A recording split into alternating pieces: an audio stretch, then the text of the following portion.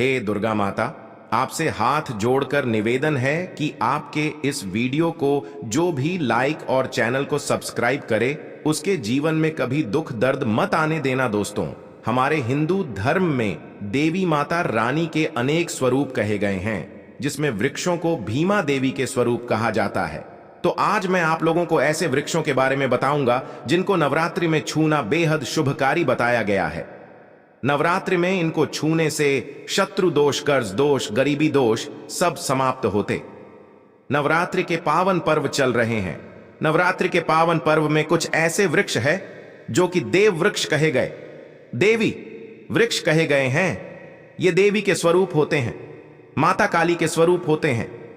और हमारे धर्म में पेड़ पौधे को देवी देवता मान करके हम इनकी पूजा करते हैं और हमें पूजा भी जरूर करनी चाहिए। विज्ञान भी कहता है पेड़ पौधे मनुष्यों को फ्री में प्राण वायु प्रदान करते हैं और पेड़ पौधे हमें ऑक्सीजन देते हैं और हमारे जो कार्बन डाइऑक्साइड होता है उसे ग्रहण करके सभी प्रकार के जितने भी नकारात्मक चीजें होती हैं उसे अपने अंदर में स्वयं सोख लेता है और हमें ताज प्रदान करते हैं। तो पेड़ पौधे स्वयं तेज धूप में तपते हैं लेकिन मनुष्य को शीतल छाया प्रदान करते हैं। तो नवरात्रि के समय में कुछ ऐसे पेड़ पौधे हमारे धर्मशास्त्र में कहे गए हैं जिनको छूने मात्र से व्यक्ति के बंद किस्मत के ताले खुल जाते हैं, व्यक्ति का सौभाग्य चमक जाता है। हमारे शास्त्रों में पेड़ पौधों को बहुत ही गुणकारी कहा जाता है क्योंकि इनमें साक्षात देवता होते हैं। अनेक बीमारी का उपचार पेड़ पौधों में ही छुपा है, जड़ी बूटी में ही छुपा है। और भगवान श्री कृष्ण ने गीता में स्वयं कहा है कि वृक्षों में मैं पीपल का वृक्ष हूं। पीपल के वृक्ष को वृक्षों का राजा कहा जाता है। इसीलिए कृष्ण भगवान ने कहा पत्ता पत्ता मैं ही हूं, क्योंकि पीपल वृक्ष की जो आयु होती है सबसे ज्यादा होती है, सबसे अत्यधिक होती है। पीपल वृक्ष सर्वशक्तिमान होता है, पूजा पाठ में अत्यधिक इसका महत्व होता है। दोस्तों, इसीलिए भगवान श्री कृष्ण ने गीता में स्वयं कहा है कि मैं वृक्षों में पीपल का वृक्ष हूं। तो चलिए आज मैं आप लोगों को नवरात्रि के समय में छुए जाने वाले वृक्ष के बारे में बताऊंगा। तो जय माता दी अवश्य लिख दीजिए कमेंट में। दोस्तों, हमारे धर्मशास्त्र में अनेक ऐसे वृक्ष हैं जो कल्याणकारी होते हैं, मंगलकारी होते हैं। अगर इस वृक्ष को छू लेते हैं तो आपकी सभी प्रकार की परेशानी है, सभी प्रकार के कष्ट है, ये सब समाप्त हो जाते हैं।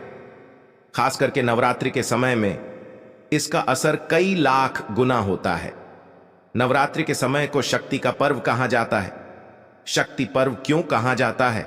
क्योंकि इस समय अचेत जो वस्तु होती है वो भी चेतना युक्त हो जाती है। अर्थात इस समय जो शक्ति हमारे धरती लोक में आ जाती है, नौ दुर्गा को क्या बोल सकते हैं हम? शक्ति बोल सकते हैं। तो माता रानी इस धरा पर आती है, इस पृथ्वी लोक पर आती है। तो जितने भी पेड़ पौधे हैं, जीव जंतु है, चल अचल सभी प्रकार के जो वस्तु है, ये सब में प्राण जाते हैं ना, सब में शक्ति निहित हो जाती है, जागृत हो जाती है। तो इस समय कोई भी पेड़ पौधे को जा करके छू ले, खास करके देवी स्वरूप कहे गए जो पेड़ पौधे होते हैं, जा करके आप इसे छू करके आते हैं तो आपके जीवन की परेशानी है, दुख है, तकलीफ है, कष्ट है, रोग है, बीमारी है, कलह है, जीवन में चल रही बहुत बड़ी समस्या है, सब समस्या समाप्त हो जाती है। काल सर्प दोष, मंगल दोष, शनि दोष, राहु दोष तत्काल अपना असर दिखाती है और सब दोष खत्म हो जाते हैं। दोस्तों, आज मैं आप लोगों को 3 पौधों के बारे में बताऊंगा और ये तीनों पौधे देव वृक्ष कहे जाते हैं। वीडियो को ध्यान से देखना। अगर आज की वीडियो मिस कर दी तो फिर सारी जिंदगी आपको पछताना पड़ेगा, क्योंकि नवरात्रि ही एक ऐसा पर्व होता है, एक ऐसा समय होता है, केवल 9 दिनों के भीतर में आपको लंबी पूजा पाठ करने की जरूरत नहीं पड़ती। केवल 9 दिनों के भीतर में ही आप अपनी समस्या को, आप अपनी गरीबी को स्वयं अपनी आंखों से समाप्त होते हुए देख सकते हैं। मैं जिस वृक्ष के बारे में बता रहा हूं, ये सारे वृक्ष आपको अपने घरों के आसपास में बहुत ही आसानी से मिल जाएंगे। दोस्तों, वीडियो में आगे बढ़ने से पहले, जानकारी बताने से पहले, अभी तक कमेंट बॉक्स में जय माता दी नहीं लिखे हैं तो जय माता दी जरूर लिखना। जब आप हमारे कमेंट बॉक्स में जय माता दी लिखते हैं तो हमें काफी हर्ष होता है, काफी उल्लास होता है। आप हमारी वीडियो को लाइक करते हैं तो हमारा मनोबल बढ़ता है और आप सभी लोगों के लिए इस प्रकार ज्ञान भरी जो अच्छी अच्छी जानकारी होती है, आप सभी लोगों के लिए लेकर के आते हैं। तो अगर आप इस प्रकार की जानकारी में इंटरेस्ट रखते हैं तो द वास्तु शास्त्र चैनल को अगर सपोर्ट करना चाहते हैं तो आप हमारे चैनल को सब्सक्राइब कर दोस्तों मेरे जो उपाय होते हैं आप लोगों को मैं सरल से सरल आसान उपाय बताता हूं जो भी हमारे गुरुदेव ने हमें सिखाया है। जो उपाय बहुत ही सरल होते हैं, बहुत ही आसान होते हैं और यह राम बाण की तरह काम करते हैं। जिस प्रकार प्रभु राम के जो बाण होते हैं छुंग होते हैं, उसी प्रकार मेरे वीडियो में बताए गए जो उपाय होते हैं अचूक होते हैं, कभी भी प्रभाव ही नहीं होते हैं। तो वीडियो को ध्यान से देखना। कौन से ऐसे 3 वृक्ष है जिसे हमें छू करके नवरात्रि के समय में जरूर आना चाहिए। एक खास बात सभी दर्शकों को बताना चाहूंगा, नवरात्रि के समय में जितना ज्यादा हो सके देव वृक्ष की पूजा जरूर करना। दोस्तों, देव वृक्ष में कई प्रकार के वृक्ष होते हैं। चलिए मैं आप लोगों को बताना चाहूंगा कौन से वृक्ष को छूने से हमारी गरीबी मिटती है। पहला जो वृक्ष है बेल का वृक्ष। जो बेल का वृक्ष है यह वृक्ष माता पार्वती के पसीने से उत्पन्न हुआ है। स्कंद पुराण के अनुसार जो माता पार्वती हैं यह देवी स्वरूप कही गई है, अर्थात यह नवदुर्गा के स्वरूप कही गई है। तो स्कंद पुराण की कथा में कहा गया है जो बेल का वृक्ष है माता पार्वती के पसीने से उत्पन्न हुआ है। इसकी डाली में पार्वती, जड़ में ब्रह्म, तने में विष्णु एवं समस्त जो हिस्से हैं उसमें भगवान शंकर जी बसते हैं। संध्या काल में शिव मंदिर के समीप या नौ दुर्गा मंदिर के समीप जो बेल के वृक्ष हैं इसके नीचे में घी का दीपक जलाने से व्यक्ति धनवान, गुणवान एवं पराक्रमी बनता है। व्यक्ति के सभी प्रकार के मनोरथ की पूर्ति होती है। हमारे धर्मशास्त्र यह भी कहते हैं नवरात्रि के समय में अगर कोई भी व्यक्ति, जी हां, नवरात्रि के समय में अगर कोई भी व्यक्ति बेल के वृक्ष को माता नौ दुर्गा का ध्यान करते हुए 7 बार छू करके आ जाते हैं तो ऐसे व्यक्ति की तत्काल, अगर उपवास व्रत रखा है, ध्यान से सुनिएगा, जो लोग उपवास व्रत रखे हैं ऐसे व्यक्ति की थकान सुस्ती तत्काल चली जाती है। ध्यान से सुनिए, जो व्यक्ति उपवास रखे हैं, व्रत रखे हैं, ऐसे व्यक्ति को नवरात्रि के समय में जितना ज्यादा हो सके संध्या काल में बेल के वृक्ष को जरूर छूना चाहिए।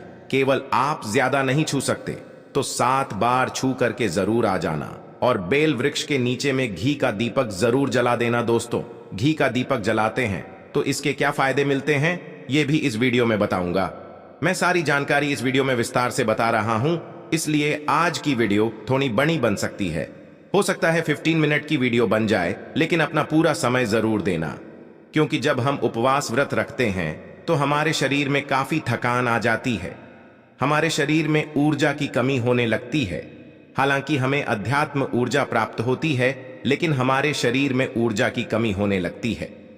भोजन न करने के कारण हमारे शरीर में ऊर्जा की कमी होती है और इस ऊर्जा को बरकरार रखने के लिए, इस ऊर्जा को प्राप्त करने के लिए हमें बेल वृक्ष को छूना चाहिए। दोस्तों, अनेक संत महात्माओं ने बेल वृक्ष के पत्ते को खा करके तपस्या की है एवं कई प्रकार की सिद्धियां हासिल की है।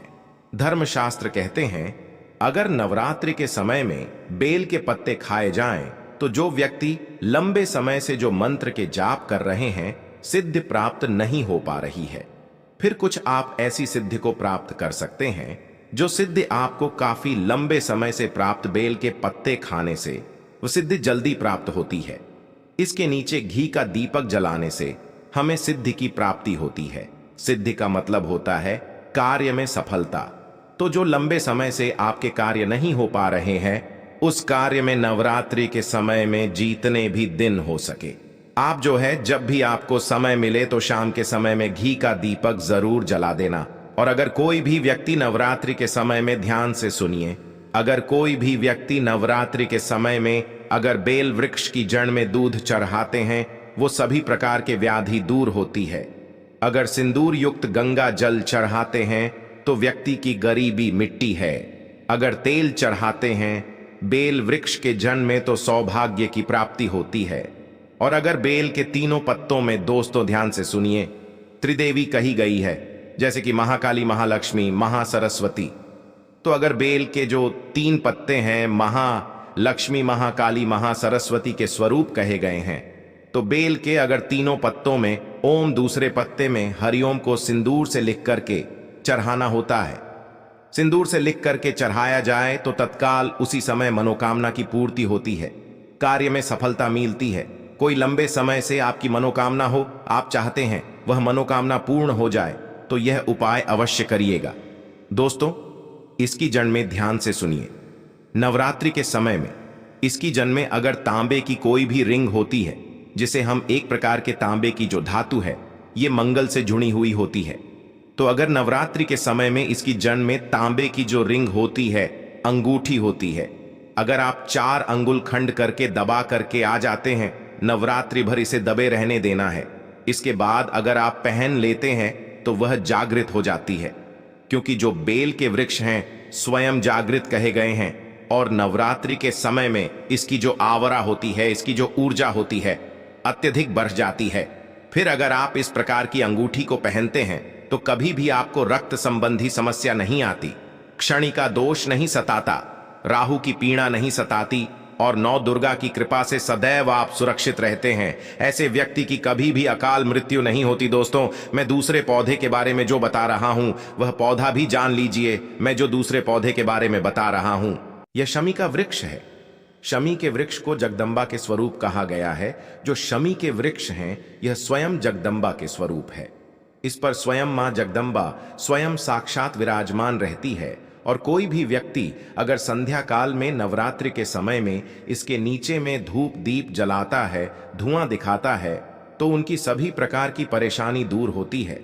धर्मशास्त्र कहते हैं, अगर कोई भी व्यक्ति नवरात्रि के पूरे समय में हो सके, अगर आप एक दिन भी करना चाहते हैं तो आप ये उपाय एक दिन भी कर सकते हैं, पंचमी या सप्तमी के दिन कर सकते हैं। तो हमारे धर्मशास्त्र में कहा गया है, अगर नवरात्रि के समय में लाल चूनी अगर कोई भी व्यक्ति मनोकामना बोलते हुए शमी के वृक्ष में बांधे तो वह मनोकामना की पूर्ति होती है। लाल चूनी अगर कोई भी महिला जाकर के बांधती हैं तो उन्हें सौभाग्य की प्राप्ति होती है, उसके पति की कभी भी अकाल मृत्यु नहीं होती। इसकी जड़ में सिंदूर डालने से व्यक्ति को आरोग्य की प्राप्ति होती है। जो लोग लंबे समय से बीमार पड़े हैं, ऐसे व्यक्ति के जो घर में रहने वाले सदस्य हैं, तो वह लोग जो बीमार पड़े हैं उनके शरीर से 7 बार सिंदूर को उतारा करके शमी की जड़ में डाल सकते हैं, तो उनके रोग जल्दी ठीक हो जाएंगे। जो लोग लंबे समय से बीमार पड़े हैं, या फिर आप बीमारी से बचना चाहते हैं, निरोग रहना चाहते हैं, तो इसकी जड़ में सिंदूर जरूर डाल देना। मनोकामना पूर्ति करने के लिए मैं एक मंत्र बता रहा हूं। इस मंत्र को बोलते हुए शमी के वृक्ष को छूना है।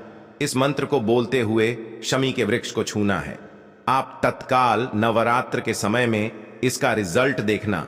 जैसे ही नवरात्रि समाप्त होगा, आपकी जो मनोकामना है उसकी पूर्ति हो जाएगी। आपकी जो दरिद्रता है वह दरिद्रता समाप्त हो जाएगी। तो मंत्र कौन सा है? तो आपको बोलना है, मम्मन और थे पूरे मम दरिद्र नाश। यह मंत्र आपको बोलना है। यह मंत्र बोलते शमी के वृक्ष को छूना है। सभी प्रकार के आपके मनोरथ की पूर्ति होगी। आपकी जो दरिद्रता है, दरिद्रता समाप्त हो जाएगी, 2 मंत्र हो जाएगी। या आपको छूते हुए बोलना है। आप चाहते हो तो नवरात्रि के समय में मौली धागे भी शमी के वृक्ष पर बांध सकते हो। अधिकतर लोग मौली धागे बांधते हैं। मौली धागे बांधने से माता रानी आपसे बन जाती है। दोस्तों, कहने का मतलब है कि माता रानी आजीवन आपका साथ देती है, आपके हर कदम में मार्गदर्शन करती है। इसकी जड़ की मिट्टी लाकर के ध्यान से सुनिए। नवरात्रि के समय में अगर आप जो है 9 दुर्गा के उपवास नहीं कर पा रहे हैं, व्रत नहीं कर पा रहे हैं किसी कारणवश, तो केवल इसकी जड़ की मिट्टी ला करके नवरात्रि के समय में स्नान करने से व्यक्ति का भाग्य उदय हो जाता है, व्यक्ति का भाग्य चमक जाता है। व्यक्ति की जो फूटी किस्मत होती है वह भी चमक जाती है।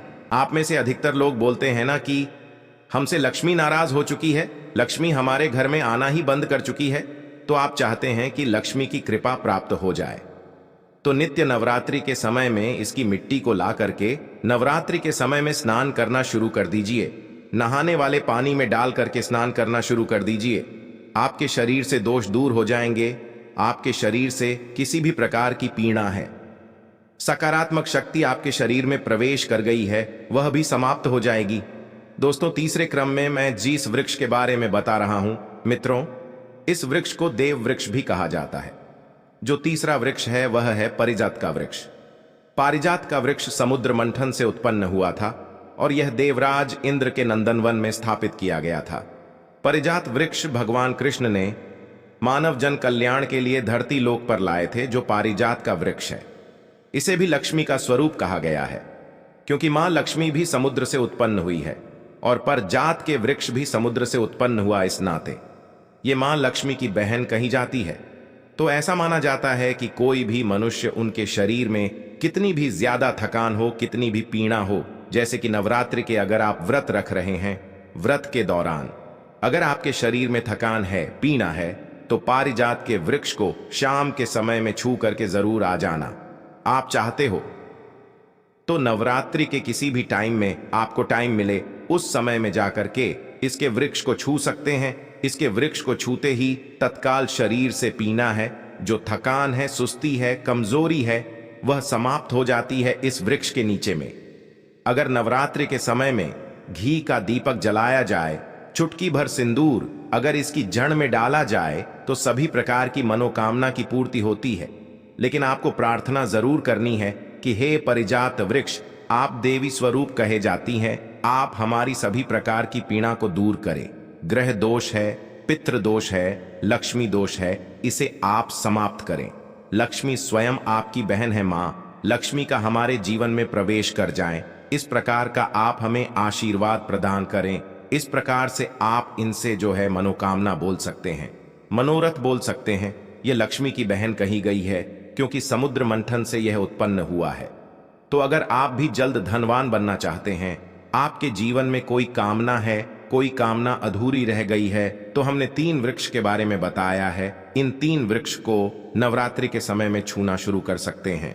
और अगर कोई व्यक्ति यह तीनों वृक्ष को छू लेते हैं, ध्यान से सुनिए, अगर तीनों वृक्ष को छू लेते हैं, तो ऐसे व्यक्ति के कार्य सफल होने से, ऐसे व्यक्ति की मनोकामना पूर्ण होने से दुनिया की कोई भी शक्ति नहीं रोक पाएंगे। मनोकामना पूर्ति करने के लिए, कार्य में प्रगति प्राप्त करने के लिए, अपनी किस्मत को चमकाने के लिए, सोए हुए भाग्य को जागृत करने के लिए नवरात्रि में ये उपाय जरूर करिएगा दोस्तों। यह उपाय सोने पर सुहागा होगा या आपकी जिंदगी को संवार देंगे, आपकी जिंदगी में चल रही परेशानी को दूर कर देंगे। तो यह जानकारी कैसी लगी हमें कमेंट सेक्शन में जरूर बताना, और इस जानकारी को अपने तक सीमित मत रखना। इस जानकारी को आगे जरूर शेयर करना, क्योंकि ज्ञान बांटने से ज्ञान बढ़ता है। हो सकता है आप इस वीडियो को शेयर आगे करेंगे तो कोई व्यक्ति नवरात्रि के समय में थकान महसूस करते हैं, पीड़ा महसूस करते हैं, नवरात्रि के समय उनको होती है, किसी भी प्रकार के कष्ट होते हैं, तो इन वृक्षों को छू करके सारे कष्टों से छुटकारा पा सकते हैं। तो समाज कल्याण हेतु इस वीडियो को आगे जरूर शेयर करना। कमेंट बॉक्स में अभी तक जय माता दी नहीं लिखा है तो जय माता दी लिख दीजिए। आज की जानकारी यहीं पर समाप्त करता हूं। ओम नमः शिवाय, जय माता दी, हर हर गंगे।